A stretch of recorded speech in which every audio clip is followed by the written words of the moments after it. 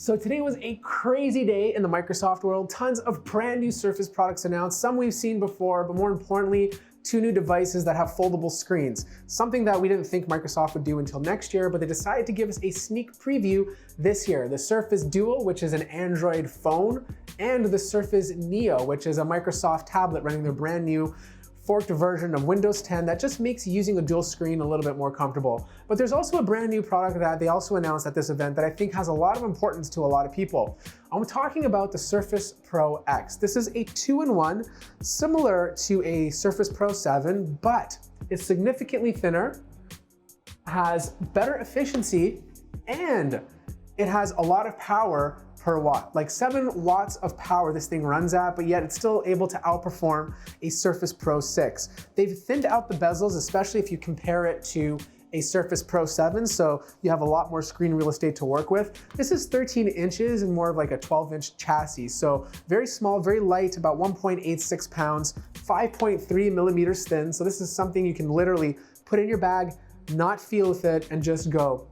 Now the keyboard type cover experience is very similar to the Surface Pro 7, so if you've used that before, this is going to be very familiar to you. You still have the Windows Precision touchpad on the bottom, but the big deal this year is the fact that you have a pen built in to the touch cover. That just makes like everybody's life significantly easier, because even though the Surface Pro 7, which is over here, you can magnetically attach it to the side, you still have the ability to lose it. When this is tucked in ever so nicely, you won't lose it. It's just a lot harder to do so. And on top of that, you don't have to worry about it dying on you. This charges the moment you place it inside the type cover, and that's an awesome thing. Now, it works very similar to the Surface Pro 7, so you can start drawing or sketching right away. Like for example, I just pulled it up right now and it automatically asked me if I want to jump into a whiteboard or go ahead and do a full screen snip, basically a screenshot of whatever's on your screen right now. It has the same amount of levels of pressure as the Surface Pro 7, so if you're like an artist or someone who does a lot of sketching and drawing, you're gonna have the same feeling. It doesn't have the round feel of a pencil, it's a little bit more flatlined, but I think it's something that a lot of people can get used to. And just like the Surface Pen that's out right now, you can flip it around, start erasing stuff on the screen, and it's gonna actively do that. Now, this is using a custom chip that was in partnership by Microsoft and Qualcomm. It's called the SQ1, and this is a low-powered but powerful chip that's supposed to allow this thing to run for a significantly long time. We don't have details on the battery life yet, but I'm assuming it's probably gonna be like 18 hours after things are said and done.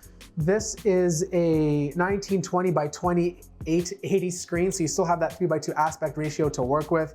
I think, and this is just a theory of mine, I think eventually the Surface Pro X is gonna completely replace the Surface Pro 7, maybe in a few years, and they're kind of showing us what it's capable of doing right now. And once this becomes just as fast as the Surface Pro 7, I think this is gonna take over, because the form factor, the battery life, everything just makes life a lot easier. Now, the one thing I wanna talk about before I wrap this up is the instant on ability. Like after you close it, there is literally not long to wait before the screen opens up and you can use this device. Like I said, November 5th is the day if you want to pick this up. If you have any questions, let me know in the comments below. I'll be reviewing all of these devices. Like the video if you liked it, subscribe if you haven't already, and I'll see you guys in the next video.